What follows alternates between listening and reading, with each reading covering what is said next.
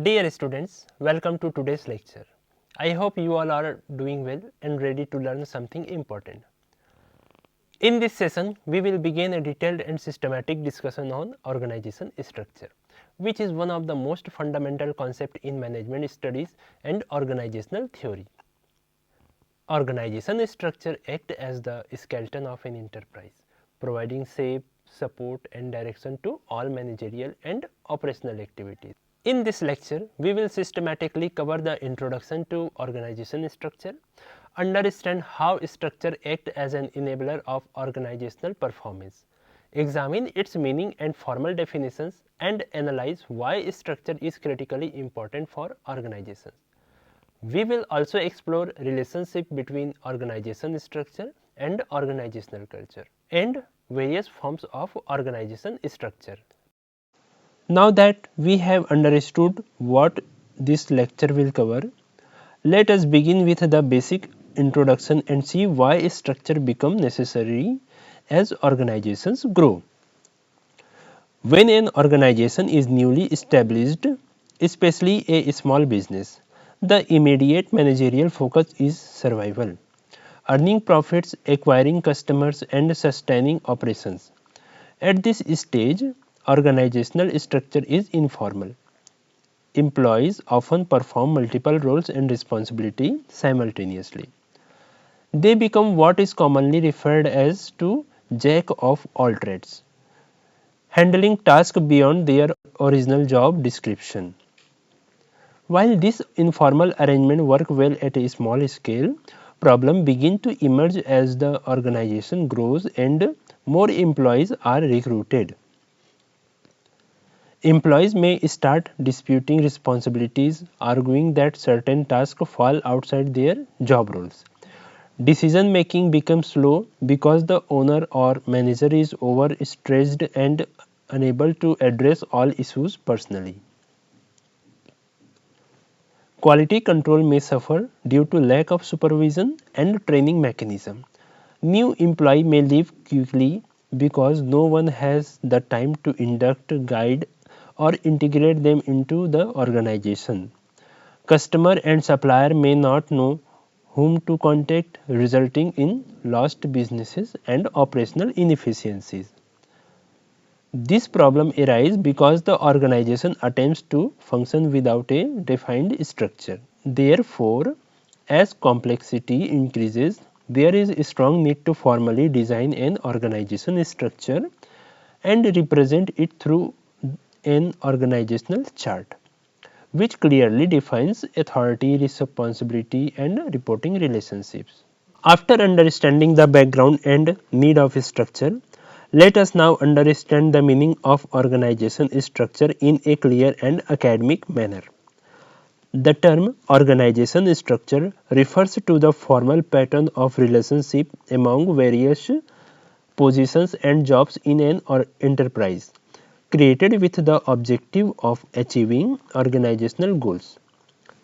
It represents a systematic combination of people, functions, and facilities arranged in such a way that work is coordinated efficiently. Organization structure establishes formal and planned relationship between groups of related functions and personnel. These relationships determine how tasks are assigned, who reports to whom, and how authority flows within the organization. This structure is usually depicted through an organizational chart, which visually represents reporting relationship and authority lines. Importantly, organization structure is developed to attain organizational objectives, not merely for administrative convenience. A well-designed structure should be dynamic, meaning it must evolve over time in response to change in its business environment, technology, size, and strategy of the enterprise. Structurally, organizations are largely hierarchical in nature, where various levels collaborate and contribute toward achieving a common organizational purpose. Now that the meaning is clear, the next important question is, how does organization structure affect organizational performance? Let's explore that. An organization is essentially a collection of interrelated entities such as departments, branches, teams, and individuals. The structure of an organization determines how these entities interact, coordinate, and perform. It defines the mode of operation and the flow of authority and responsibility. Organization structure explicitly allocate responsibilities for different functions and process to different units or individuals. Employment relationships may be temporary or permanent, but depending on organizational needs and contractual arrangement. As emphasized by Peter Drucker, organization structure alone does not guarantee high performance. However, a poor organization structure makes good performance impossible, regardless of managerial talent. Structure provides the essential foundation upon which all other managerial functions, like planning, organizing, staffing, directing, and controlling, must operate effectively. Having understood the link between structure and performance, let us now look at standard definitions given by scholars and experts.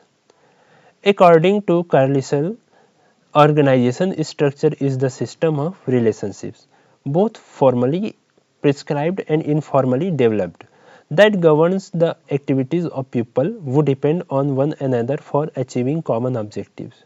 Henry Albert defined organization structure as the framework within which managerial and operational tasks are performed. In simple terms, organization structure refers to the systematic arrangement of people, roles, and responsibilities in an organization for goal achievement.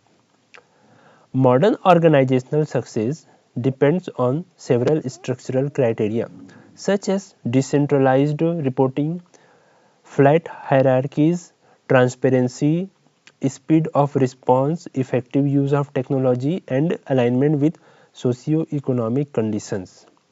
The size of the enterprise and the nature of its operation also significantly influence the design of organization structure. Now that we know the formal definitions, let us understand how organization structure works as an enabler of efficiency and effectiveness. Organization structure acts as an enabler of organizational efficiency and effectiveness. It determines how responsibilities are allocated and how performance is monitored. A well-defined structure ensures clarity in roles, reduces ambiguity, and enhances accountability. Organizations may adopt a relatively fixed structure with clearly defined roles and communication channels, or they may adopt dynamic structures where teams are continuously formed and reformed based on project requirements. People may be organized based on functions such as marketing, finance, and human resources. Products such as paints or razors, process such as customer service or packaging, or geographical areas such as regional or international divisions. Each method of grouping reflects organizational priorities and strategic focus. Next, Next we will study modern structural concepts like matrix organization and also understand centralization versus decentralization. Matrix organization structures are increasingly popular in modern organization. In a matrix system, employees may belong to multiple teams simultaneously, such as a product team and a functional team. This allows organizations to achieve flexibility and efficient utilization of specialized skills. Organizations may also choose between centralized and decentralized structure. In a centralized structure, decision-making authority is concentrated at the top, whereas in a decentralized structure, authority is delegated to lower levels and project teams. The choice depends on organizational structure. The choice depends on organizational strategy, environment, and managerial philosophy. After understanding this modern structure, it becomes important to know why organization structure is considered so vital. Let's discuss its importance. Organization structure plays a vital role in allocating authority and responsibility. It establishes clear reporting relationship and facilitates effective communication and coordination across departments. It enables identification of decision-making centers and ensure balanced emphasis on critical business areas. A flexible structure allows organizations to adapt to technological changes and modify authority relationship as requirement. Additionally, organization structure ensure optimal utilization of human resources by matching individuals with appropriate roles, thereby enhancing productivity and employee satisfaction. Now, let us also understand the negative side. What happens when organizations frequently change their structure without proper planning? This slide highlights the negative consequences of frequent and poorly planned structural changes. Continuous restructuring without proper implementation lead to uncertainty, fear, and confusion among employees. Such instability discourages risk-taking and innovation. Employees became defensive and focus on maintaining the status quo rather than seizing opportunities. As a result, the organization struggles to sustain growth and maintain competitiveness. Moving ahead, we will now understand how organizational structure must support strategy because structure always works best when it aligns with goal. This slide highlights that organizations face several important structural choices, such as whether to adopt a centralized or decentralized system, a flat or hierarchical structure, line or staff authority, and vertical or horizontal arrangement. Each of these choices affect decision making speed, control, coordination, and flexibility. The key idea is that organization structure must align with business strategy. Structure should also always follow strategy, not the other way around. A structure that does not support organizational goals creates inefficiency and slows performance. Finally, changing structure alone is not enough. Structural changes must be supported by corresponding changes in systems, processes, rules, and interfaces to produce meaningful and lasting improvements. Now, let us study an equally important relationship, the link between organization structure and organizational culture. This slide explains the close relationship between organization structure and organizational culture.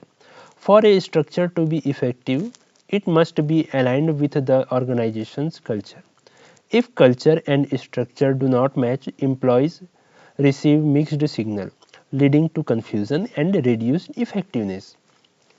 In organization, attitude toward risk-taking and participation influences the level of decentralization and the number of hierarchical levels. Cultures that encourage initiative require greater delegation of authority, while control-oriented culture rely on tighter supervision. A structural decision must also consider the competency of existing employees. Managers need to assess whether people can handle additional responsibilities or new roles created by structural changes. Finally, a structural change should be strategy driven. When business strategy changes, a structure must also change to support new objectives along with adjustment in roles and responsibilities to ensure effective performance. After understanding culture and structure, we will now begin the major topic, different form of organizational structure, starting with line organization, which is the simplest and oldest form of organization structure. In a line organization, authority flow vertically from the top to the bottom in a straight, unbroken line. This means that every subordinate receives orders from only one superior,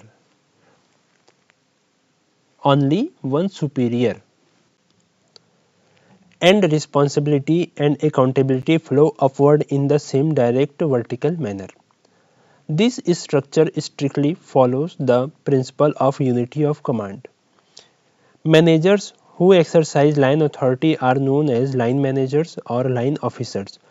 They are directly responsible for achieving organizational objectives. There are two types of line organization. The first is pure line organization, where all activities at a particular level are the same. Because of its rigidity and lack of specialization, this form is rarely used in modern organization. The second type is departmental line organization, where work is divided into functional departments such as marketing, production, finance, and personnel. Each department operates under a line manager. This is the oldest and most commonly used form of organization structure.